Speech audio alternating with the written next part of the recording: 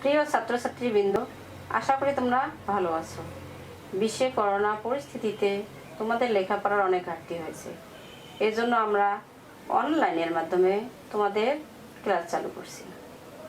তাহলে আজকে আমি নিব ষষ্ঠ শ্রেণীর হিন্দু ধর্ম। কি নিব আমি? ষষ্ঠ শ্রেণীর হিন্দু ধর্ম। দেখো তো এটা কি? এটা হচ্ছে একটা বই। বইকে কি বলা হয়? আবার গ্রন্থ বলা হয়।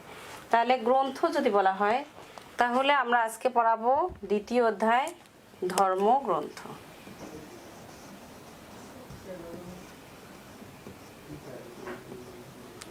তাহলে ধর্মগ্রন্থটা কি? যে গ্রন্থে ধর্মের কথা, মঙ্গলের কথা থাকে, সেটাই হচ্ছে ধর্মগ্রন্থ। আবারও আমরা কি বলি? যে গ্রন্থে অতি প্রাকৃতিক সত্তা, কল্যাণকর জীবনযাপন সম্পর্কে আলোচনা, উপাখ্যান এবং উপদেশ থাকে, সেটাই হচ্ছে ধর্মগ্রন্থ। ধর্মগ্রন্থটা কি? যে গ্রন্থে অতি প্রাকৃতিক সত্তা, কল্যাণকর জীবনযাপন সম্পর্কে আলোচনা, উপদেশ, উপাখ্যান থাকে, তাকেই বলা হয় ধর্মগ্রন্থ। ধর্মের গ্রন্থে কি থাকে? ঈশ্বরের বাণী থাকে, মাহাত্ম্যের কথা থাকে। উপাখ্যানের মধ্যে থাকে উপদেশ। এই উপদেশ থেকে আমরা কি পাই? উপদেশ থেকে পাই আমরা নৈতিক শিক্ষা। নৈতিক শিক্ষা থেকে আমরা জীবন সুন্দর করে গড়ে তুলতে পারি। এটাই হলো নৈতিক শিক্ষা। তাহলে ধর্মগ্রন্থের নাম আমরা কি পড়লাম এতক্ষণ? ধর্মগ্রন্থ। তাহলে ধর্মগ্রন্থের নাম যেমন আছে কি? বেদ। ধর্মগ্রন্থের নাম বেদ আছে, বেদ, পুরাণ,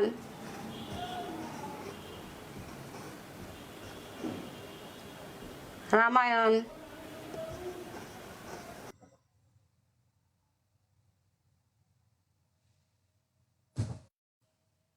মহাভারত,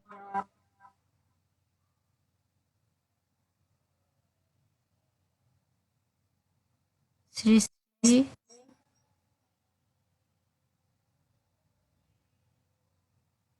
মদ্ভগবদ গীতা,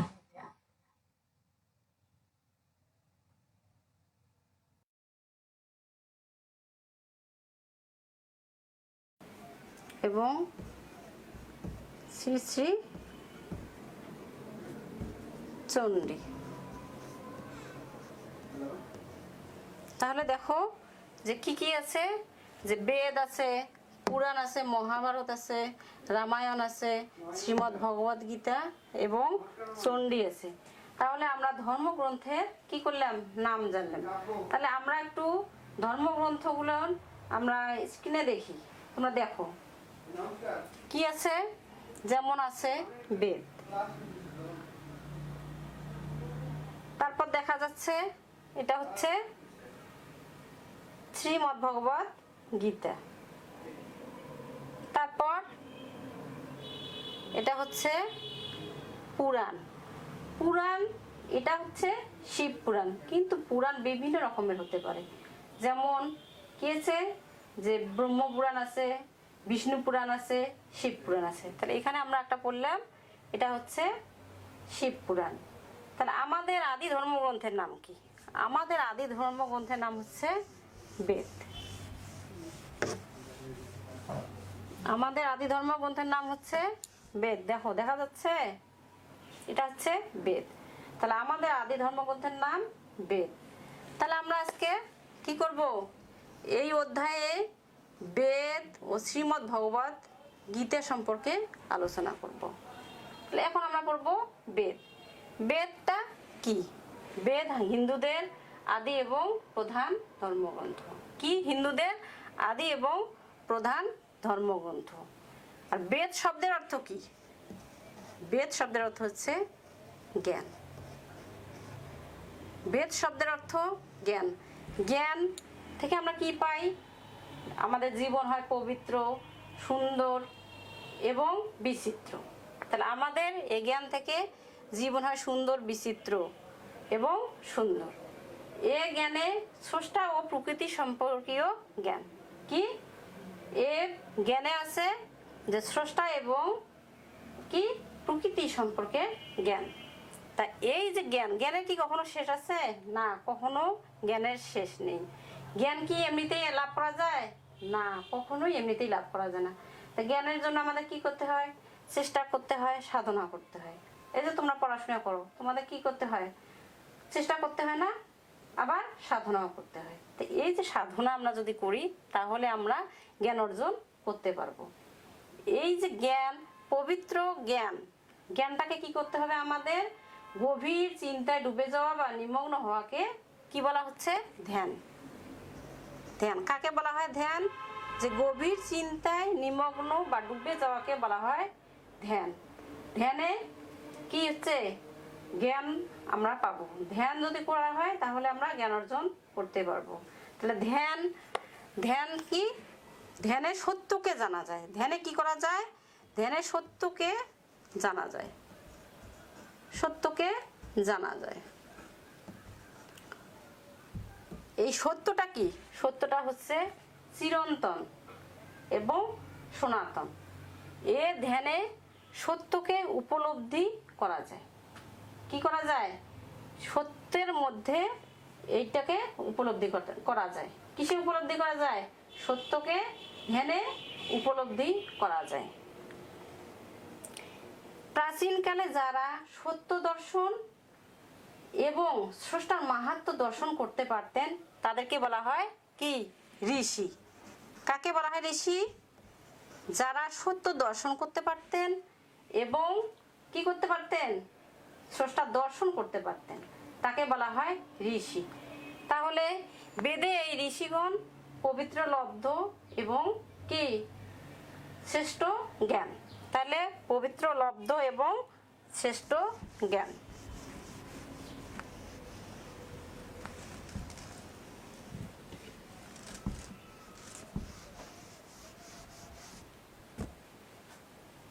ধ্যানে কি করছে? তারা সত্যকে উপলব্ধি করেছেন এবং তারা কি করছে? বেদের মাধ্যমে তারা সত্যকে দর্শন করে স্রষ্টার মাহাত্ম্য নির্ণয় করেছেন। কিন্তু বেদ এমনিতেই সৃষ্টি হয়নি। কি? বেদটাকে, বেদ হলো শ্রেষ্ঠ নয়, এটা হলো দৃষ্ট। তাহলে সত্য থেকে ধ্যানের উপলব্ধি করে এই যে কি হয়েছিল? যে বেদটা সৃষ্টি হয়েছে, কিন্তু বেদ কেউ সৃষ্টি করেনি, এই সত্যকে উপলব্ধি করেছে মাত্র। তাহলে বেদে আবার কি আছে? বিভিন্ন প্রকারের দেব দেবী কিন্তু পাওয়া যায়। কি পাওয়া যায়? বিভিন্ন প্রকারের দেব দেবী পাওয়া যায়। যেমন সূর্য, তারপর দেখো অগ্নি, বায়ু, উষা, বাঘ,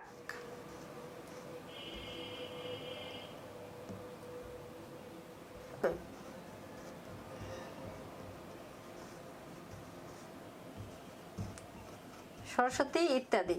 তাহলে বেদে বিভিন্ন ধরনের দেবদেবীও দেখতে পাওয়া যায়, যেমন সূর্য, অগ্নি, বায়ু, উষা, বাঘ, সরস্বতী ইত্যাদি। বেদে একই পরমাত্মা থেকে এই দেবদেবীর উদ্ভব হয়েছে। কি হয়েছে? যে একই পরমাত্মা থেকে, কিন্তু গুণ এবং শক্তি আলাদা আলাদা হয়ে তারা এক এক দেবতা এক এক ভাবে প্রকাশিত হয়েছে।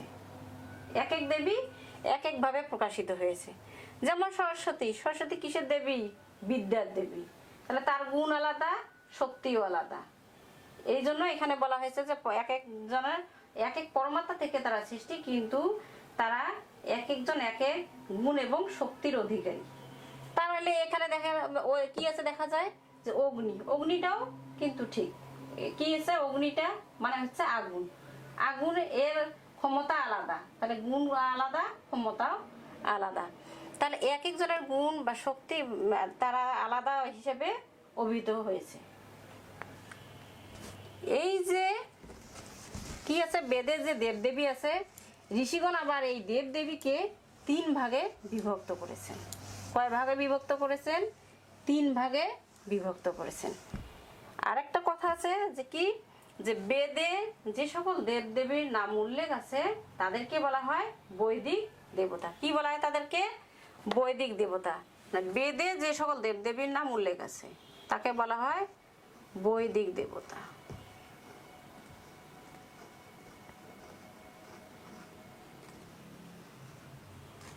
বৈদিক দেবতা আবার কয় ভাগে বিভক্ত? বৈদিক দেবতা হচ্ছে 3 ভাগে বিভক্ত।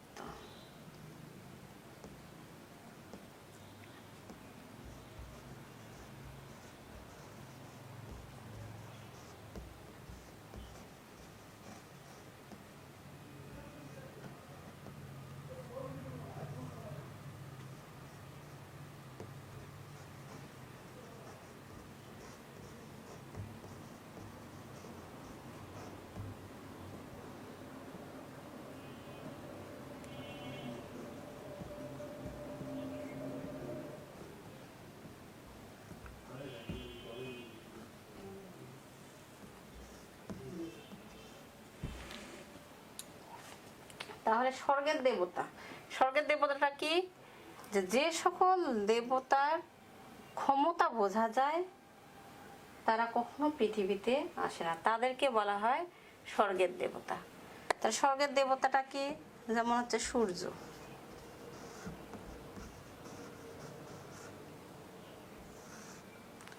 সূর্য, যম। তাহলে এরা কি স্বর্গে থেকে এদের ক্ষমতাটা বোঝা যায়। অন্তরিক্ষের দেবতা, অন্তরিক্ষের দেবতা কি? এদের ক্ষমতা বোঝা যায়, দেখা যায়, পৃথিবীতেও আসে কিন্তু আবার চলেও যায়, তাকেই বলা হয় অন্তরিক্ষের দেবতা। তাহলে অন্তরিক্ষের দেবতা যেমন কি আছে? যেমন আছে ইন্দ্র, তারপর আছে বায়ু। ইন্দ্রটা কি? যে ইন্দ্র বাজ পড়ে না, আমরা এটা কি দেখতে পাই, শুনতে পাই, দেখতেও পাই, কিন্তু বেশিক্ষণ কি থাকে না, থাকে না, আবার চলে যায়। এটাই হচ্ছে অন্তরিক্ষের দেবতা। বায়ু, বায়ুটা কি? বায়ুটা হচ্ছে বাতাস। বাতাস কি সব সময় দেখা যায় বা থাকে না, বাতাস কিছুক্ষণের জন্য আসে আবার কিছুক্ষণের মধ্যেই চলে যায়, এটাই হলো বায়ু। তাহলে অন্তরিক্ষের দেবতাটা কি? যে দেবতারা ওদের ক্ষমতা বোঝা যায়, পৃথিবীতে আসে এবং তারা অবস্থান করে না, সেটাই হচ্ছে অন্তরিক্ষের দেবতা। তাহলে মর্তের দেবতা, মর্তের দেবতা কি? যে দেবতা পৃথিবীতে আসে এবং অবস্থান করেন তাকেই বলা হয় মর্তের দেবতা। কি হলো? যে পৃথিবীতে আসেন এবং আবার অবস্থানও করেন, সেটাই হচ্ছে মর্তের দেবতা। মর্তের দেবতা কি? যেমন অগ্নি। অগ্নি মানে কি? অগ্নি মানে হচ্ছে আগুন, অগ্নি মানে হচ্ছে আগুন। তাহলে ওই অগ্নি দেবতা আমাদের পৃথিবীতে সব সময় অবস্থান করে। তাহলে কি হচ্ছে যে আমরা বৈদিক দেবতা দেখলাম, স্বর্গের দেবতা, অন্তরিক্ষের দেবতা, আর হচ্ছে মর্তের দেবতা। তাহলে মর্তের দেবতা কি, স্বর্গের দেবতা কি, অন্তরিক্ষের দেবতা কি আমরা জানলাম। এখন হচ্ছে যে অগ্নিটা কি? অগ্নিটাকে আমরা পৃথিবীতে সবসময় দেখতে পাই এবং কি বেদের মন্ত্র উচ্চারণ করে বিভিন্ন ধরনের দেবদেবীর আহ্বান করি বা তাদের প্রার্থনা জানাই, এইটাকে বলা হয় যজ্ঞ। কি বলা হয় সেটাকে? যজ্ঞ। বেদের আবার ছন্দবদ্ধ বাক্যকে বলা হয় মন্ত্র। তাহলে যজ্ঞ করার সময় কি করা হয়? মন্ত্র উচ্চারণ করা হয় এবং ওই সময় আবার কি করা হয়? যজ্ঞ করার সময় বিভিন্ন ধরনের দেবদেবীকে আহ্বান যখন করা হয় তখন আবার বিভিন্ন ধরনের গানও গাওয়া হয়, এইটাই হচ্ছে বেদ। তাহলে বেদ আমরা জানলাম। এখন আমরা পড়বো বেদের শ্রেণী বিভাগ। বেদের শ্রেণী বিভাগটা কি? তাহলে বেদের শ্রেণী বিভাগ, বেদের শ্রেণী বিভাগ।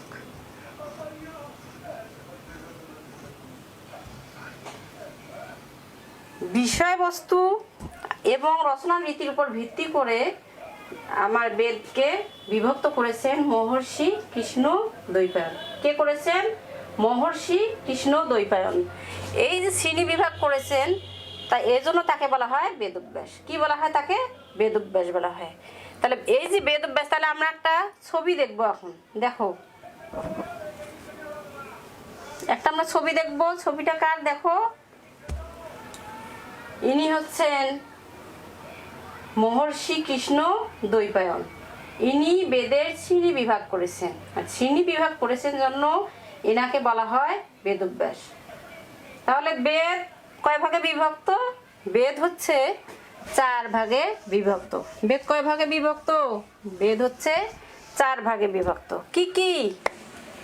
বেদ 4 ভাগে বিভক্ত।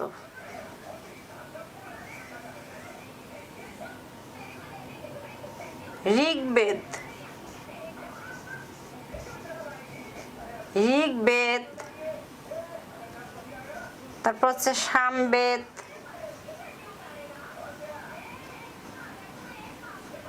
যজুর্বেদ, আর হচ্ছে অথর্ববেদ।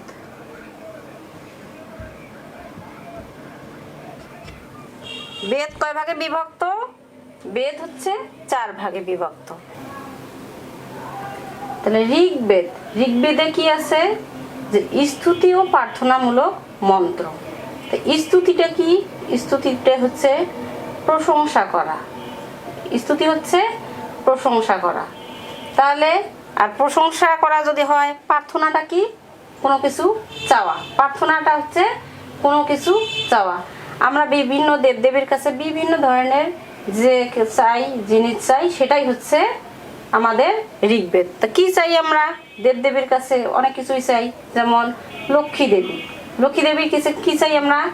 ধন চাই, যে হে মা লক্ষ্মী তুমি আমাকে ধন দাও। তারপর কি? সরস্বতী, সরস্বতী কিসের দেবী?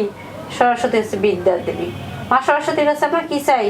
যে মা সরস্বতী তুমি আমাকে বিদ্যা দান করো। এই যে চাই, যেটা চাওয়া পাওয়া, আমরা তার কাছে যেটা চাই সেটাই হচ্ছে ঋগ্বেদ। তাহলে ঋগ্বেদে আবার কতটি মন্ত্র আছে?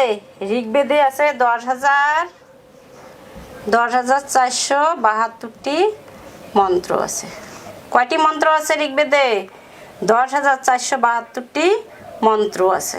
সাম, সাম শব্দের অর্থ হচ্ছে গান। তাহলে সাম শব্দের অর্থ গান। গান থেকে এই সামবেদ হচ্ছে গৃহীত হয়েছে। তাহলে যজ্ঞ করার সময় গান গেয়ে যে যজ্ঞ করা হয় সেইটাই হচ্ছে সামবেদ। তাহলে সামবেদ, সামবেদ কতটি মন্ত্র আছে? সামবেদে আছে 1810টি মন্ত্র আছে। কয়টি মন্ত্র আছে? 1810টি মন্ত্র আছে। যজু, যজু শব্দের অর্থ কি? যজু শব্দের অর্থ হচ্ছে যজ্ঞ। তো যজ্ঞ, যজ্ঞ করা হয় কিসে? যে যখন আমরা কোনো দেবদেবীকে আহ্বান করি তখন আমরা যজ্ঞ করে থাকি। এই যে যজ্ঞ করি, বিভিন্ন গানের মাধ্যমে যে যজ্ঞ করা হয় বা মন্ত্র উচ্চারণ করে যজ্ঞ করা হয়, সেটাই হচ্ছে যজুর্বেদ। তাহলে যজুর্বেদ আবার 2 ভাগে বিভক্ত। যজুর্বেদটা আবার কয় ভাগে বিভক্ত? 2টি ভাগে বিভক্ত। কয়টি ভাগে? 2টি ভাগে বিভক্ত। কি কি? কৃষ্ণ যজুর্বেদ, কৃষ্ণ যজুর্বেদ, আর হচ্ছে শুক্ল যজুর্বেদ। কৃষ্ণ যজুর্বেদ আর হচ্ছে শুক্ল যজুর্বেদ। তাই এই কয়টা যজুর্বেদ? শুক্ল আর হচ্ছে কৃষ্ণ, এই দুটো হচ্ছে যজুর্বেদ। এই যজুর্বেদে আবার কয়টি মন্ত্র আছে? 4099টি মন্ত্র আছে। কয়টি মন্ত্র আছে? 4099টি মন্ত্র আছে। তারপর দেখো আছে কি? অথর্ববেদ। অথর্ববেদটা কি? অথর্ববেদটা হচ্ছে চিকিৎসা বিজ্ঞানের মূল। কি? চিকিৎসা বিজ্ঞানের মূল হচ্ছে অথর্ববেদ। তো এই যে অথর্ববেদ, অথর্ববেদে কি হয়? চিকিৎসা, বাস্তুবিদ্যা এই ইত্যাদি সম্পর্কে যে জ্ঞান লাভ করা হয় সেটাই হচ্ছে অথর্ববেদ। অথর্ববেদে আবার কয়টি মন্ত্র আছে? অথর্ববেদে মোট হলো 6000টি মন্ত্র আছে। কয়টি আছে? 6000টি মন্ত্র আছে। তাহলে আমরা কি পড়লাম আজকে? বেদ 4 ভাগে বিভক্ত। ঋগ্বেদ, সামবেদ, যজুর্বেদ আর হচ্ছে অথর্ববেদ। এই 4টিতে আবার কয়টি করে মন্ত্র আছে? আমরা অবশ্যই কিন্তু এই মন্ত্রগুলো জেনে রাখবো। যেমন আছে ঋগ্বেদে কয়টি? যে 10,472টি মন্ত্র আছে। তারপর সামবেদে কতটি আছে? 1810টি মন্ত্র আছে। তারপর যজুর্বেদে আছে কতটি? 4099টি। অথর্ববেদে আছে কতটি? যে 6000টি। এই যে 4টি বেদ আছে, এই বেদের এক একটিকে বলা হয় আবার সংহিতা। কি বলা হয়? এক একটি বেদকে বলা হয় সংহিতা।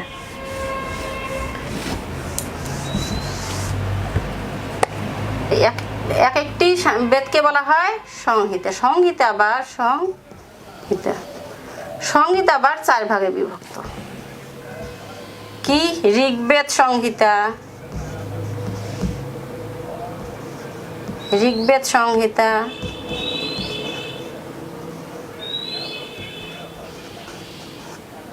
সামবেদ সংহিতা, যজুর্বেদ সংহিতা, আর হচ্ছে অথর্ববেদ সংহিতা। কয়টি? তাহলে সংহিতা আবার 4 ভাগে বিভক্ত।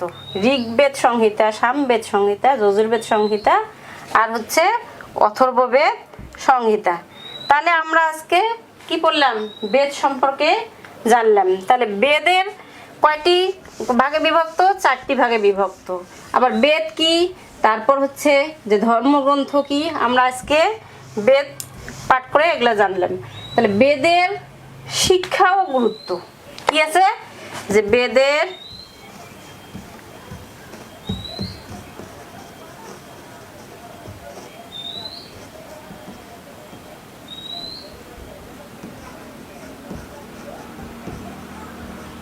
বেদের শিক্ষা ও গুরুত্ব। বেদের গুরুত্ব অপরিসীম। কি? বেদের গুরুত্ব আমাদের এই জীবনে অপরিসীম। তাহলে এ গ্রন্থ পাঠ করলে স্রষ্টা, প্রকৃতি এবং জীবন সম্পর্কে সম্যক জ্ঞান লাভ করা যায়। কি করা যায়? বিভিন্ন ধরনের যে প্রকৃতি বা স্রষ্টা, তারপর জীবন সম্পর্কে জ্ঞান লাভ করা যায়। তাই এজন্য কি আমাদের করতে হবে?